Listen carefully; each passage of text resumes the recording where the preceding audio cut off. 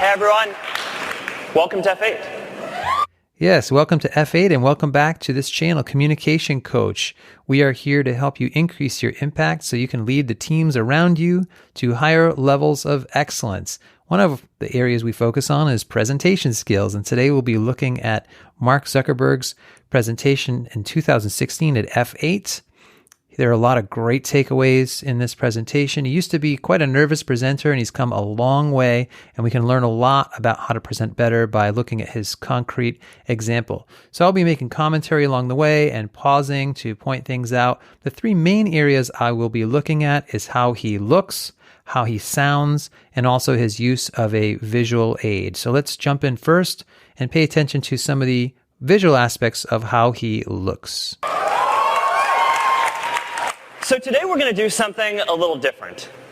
We're going to walk through our roadmap for the next 10 years. There's his thesis statement. We're going to walk through a roadmap for the next 10 years. That's essentially the whole focus of his presentation. I think we can all underestimate just how much the world can change in 10 years.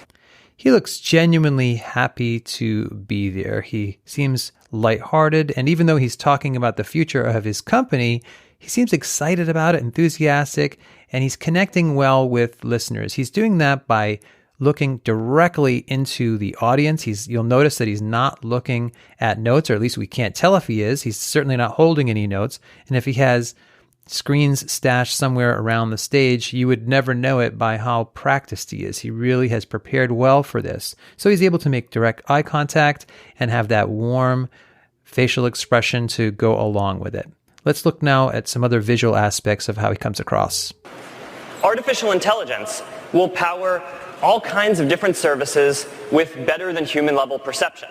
And we'll see the emergence of the next major computing platform in virtual and augmented reality. Probably also noticing here his gestures. That's another visual aspect of how he comes across. He has a really clear home base where he brings his hands together and loosely holds them together in what you might call a loose steeple or just a clasp of his hands.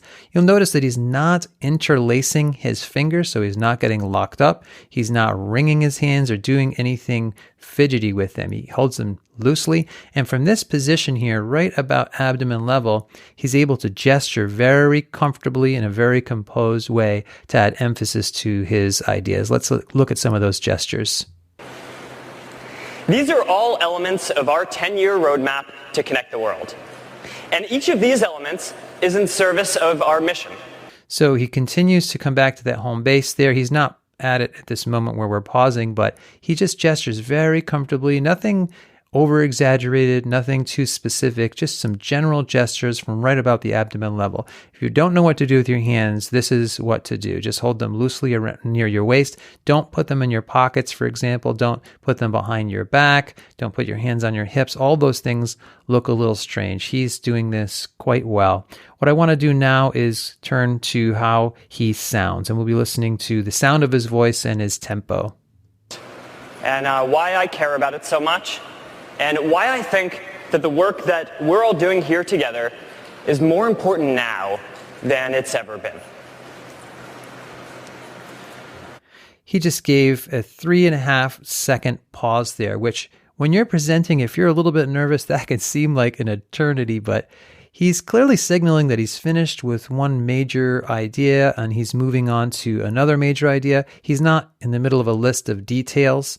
And those pauses are wonderful. He's not filling up his pauses with fillers like and you know. He might have a couple here and there, but for the most part, he has a nice cadence or rhythm where he speaks in a concise sentence, and then he pauses, a concise sentence, and then he pauses, and he does this very well. He used to fill his pauses quite a bit just even a few years ago, and he's obviously been working hard at sounding more confident and more composed in that way. Let's listen to this list of 6 great pauses right in a row. We stand for connecting every person, for a global community, for bringing people together, for giving all people a voice, for a free flow of ideas and culture across nations. Fantastic series of pauses about what we stand for, as he says. They really punctuate his ideas quite well and help those ideas stand out and then sink into our minds as listeners. Continuing, by the way, to return to his home base for gestures, you may be noticing that, of course, even though we're not talking about it anymore here, he continues to gesture quite well from that home base. Next, let's move forward a little bit and talk about an excellent use of a visual aid that he uses a few minutes later.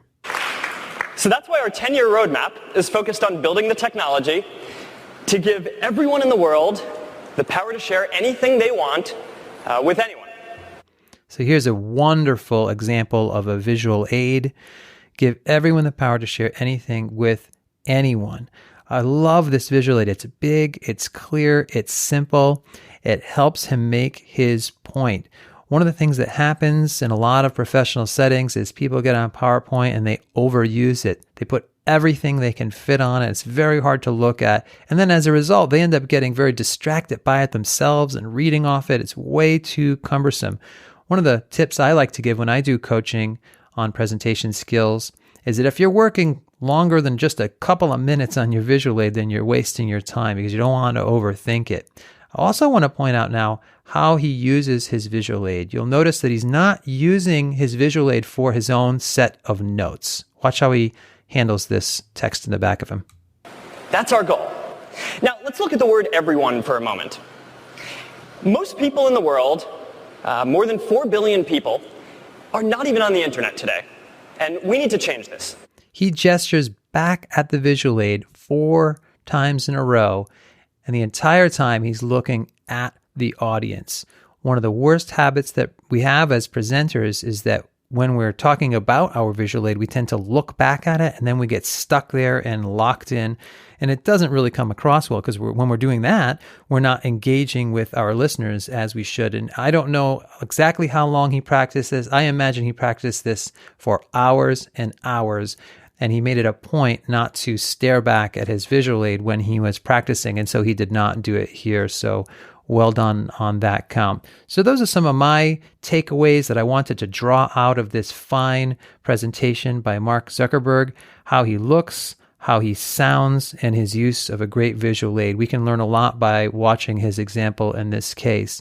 So question of the day, what are your opinions about his presentation skills? What do you get out of this? I would love to hear your comments in that section below the video. So thanks, God bless, and I will see you next time.